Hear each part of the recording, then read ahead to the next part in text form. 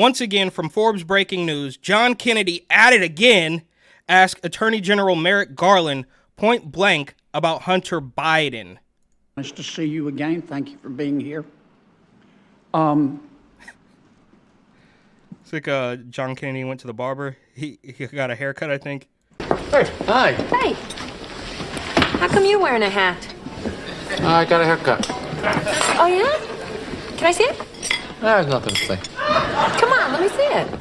Forget it. Come on. All right.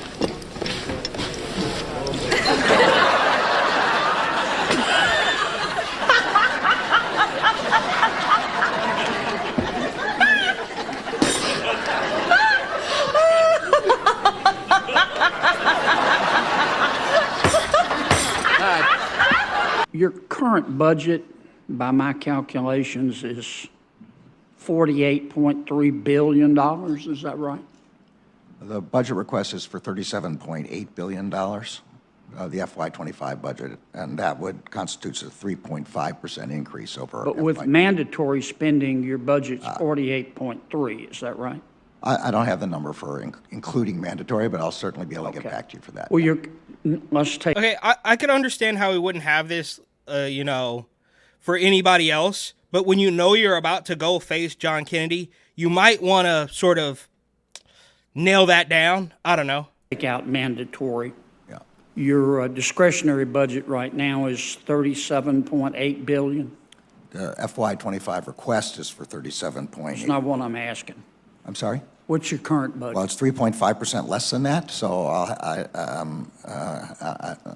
I can take out my calculator and do the math, but I don't have it in front of me. All right, well, let me put it another way. You're asking for an extra $467 million. Is that right? In the increased amount of money that we're asking for, that's approximately right, yes. Okay. To your knowledge, in the past, let's say 40 years, has the Department of Justice ever come before Congress and said, we don't need any more? We're going to make it with what we've got? Absolutely not. There's never, from Rona to these budgets, there's never going to be a point where they could say, all right, well, good job. We've done enough. I guess we could just, we can stop here and just continue on this path. No, it's always going to be more. It's never enough, right? You see it with the Transformers, right? Anything less than fully pleasuring them on a public sidewalk is going to be considered phobic istorism. So, different story. That's not really what this is about. My point is, it will never be enough. Whether it's money, whether it's Rona, whether it's the gender agenda, whether it's the climate zealots, it will never be enough. They're never going to say, oh, well, good work. All right, guess we can stop there. Not going to happen. In light of the fiscal circumstances in the country? I normally wouldn't want to speculate, but in this case, I can't imagine that the Department of Justice, facing increasing threats every year, violent crime, threats to our national security. What? The Department of Justice facing threats because they're the ones locking people up and being completely corrupt that you're apparently the head of? They're not. I'm figured. God. Drug trafficking threats. Is that a no? I don't know the answer, but I think it would be surprising if the department ever asked for less money. I think that would be not responsible. You talked in a little bit in your testimony, General, about guns, and you've been very outspoken about the need for more gun control. With respect, and if you don't mind me asking. Yeah, we need more gun control so that we have a much easier time putting people away under our tyrannical regime, right? There might be some dissenters out there. So when the DOJ comes knocking at the door because you set foot on the Capitol lawn on one beautiful morning in January 2021, we don't want to hassle, right? We want to get rid of all those guns. Of course, that's never going to happen, right? I mean, if that happened, that's what Gavin Newsom would want, right? And I've said for years now, if Gavin Newsom, the slimy, scumbag, greaseball, bang your wife, Gavin Newsom, gets anywhere near the levers, he's destroyed California. If he threatens to take that national, there needs to be hot kinetic conflict. But I've gotten off track, of course, as per usual. Do you own a gun? I don't. Have you ever fired a gun? Many times. Okay. Do you have 24-hour security? Wait, the Attorney General, Merrick Garland, does not own a gun. All right, sure, bro. This guy. I do. Okay. Let me ask you about fentanyl, because that's a huge problem, and I know you're worried about it, as are we. And we've, of course, got a problem with the precursor chemicals coming into Mexico to the Mexican cartels who manufacture the fentanyl and send it into the United States. Isn't a big part of the problem that if you took the Mexican drug cartels and turned them upside down and shook them, that President Lopez Obrador would fall out of their pockets? Well, I'll leave the metaphor. Absolutely. I read a story. I did a video not too long ago about the Mexican president quite literally saying, I'm not going to go to bat against the cartels on American orders, trying to make it seem like it was a Mexico first policy, which, sure, I guess it might be. You don't want to listen to Bo Jiden. Nobody wants to listen to Bo Jiden. But he's not going to go up against the cartels because, some people go into the drug trade because the Mexican government just can't provide for them. So you might as well let them do whatever it is they want, which lets us know that he, of course, is basically the top of the chain as far as the cartels are concerned. Metaphor aside, the department said that we do not. What I should say, that, yeah, to his point, okay, let's just put it that way. He is quite literally, not literally, figuratively in their pocket, right? So I would assume that the Mexican president and the top cartel leaders go to dinner. They smoke cigars. They hit golf balls. Not have an investigation of the president of Mexico. Do you think President of Mexico is our friend?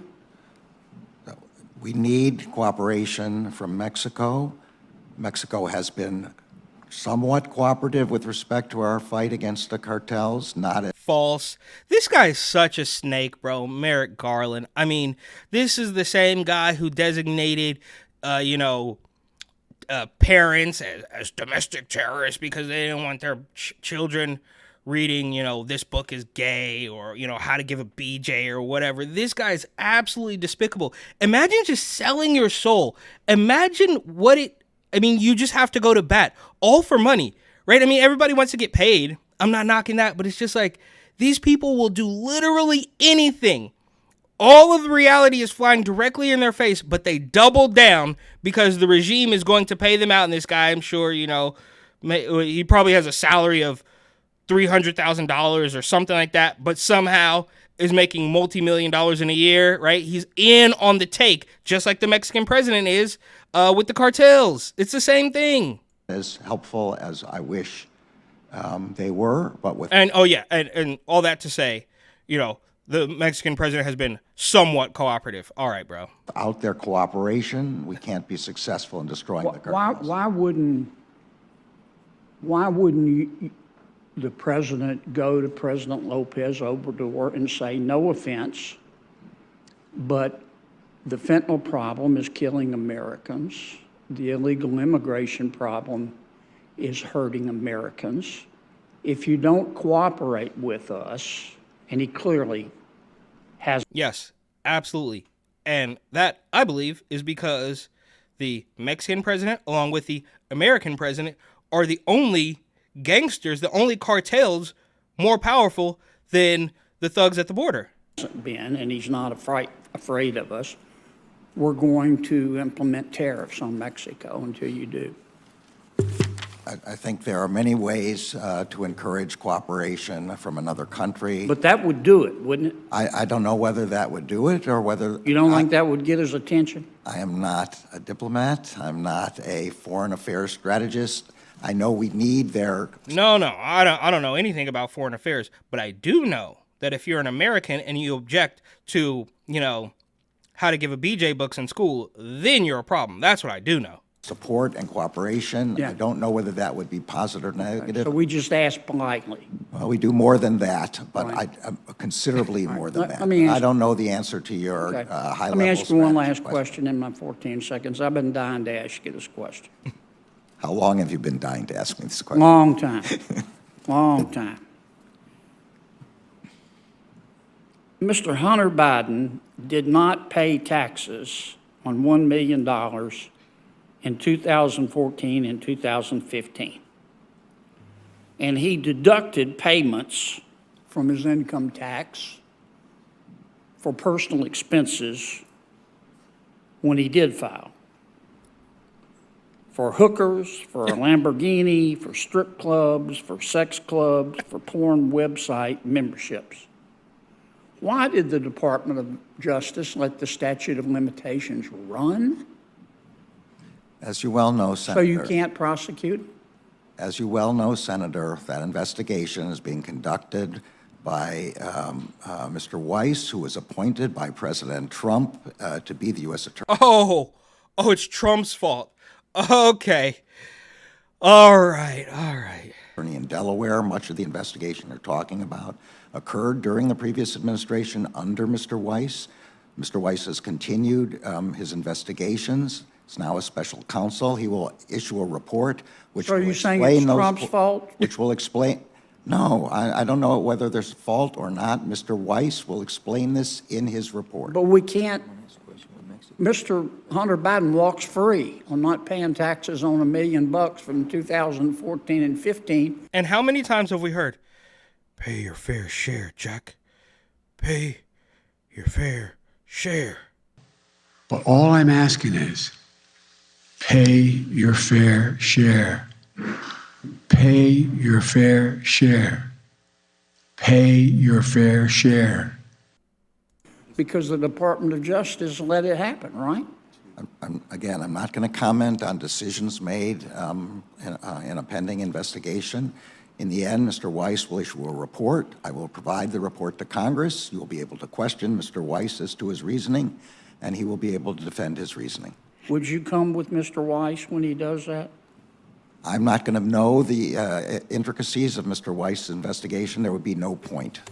It's Mr. Weiss who's responsible for this investigation. But you were head of the Department of Justice. Yes, and I've appointed him as special counsel so that he can independently investigate this matter. Okay. Thank you very much, Senator Kennedy. So it's still you. You appointed him, and he didn't do it, and that now you're blaming him. And this is par for the course. No matter what happens, just blame Trump, right? So, border's wide open. It's not really a problem. Then it gets so bad that it is a problem, but it's Trump's fault, right? Oh, crime is through the roof in Oakland and New York, but it's the cops' fault. This is absolutely ridiculous. And of course, John Kennedy strikes again. He's very smooth and cunning, but as we know by now, no matter how many times these people get exposed, they will never face consequences. And I mean, Hunter Biden is at the top of that list.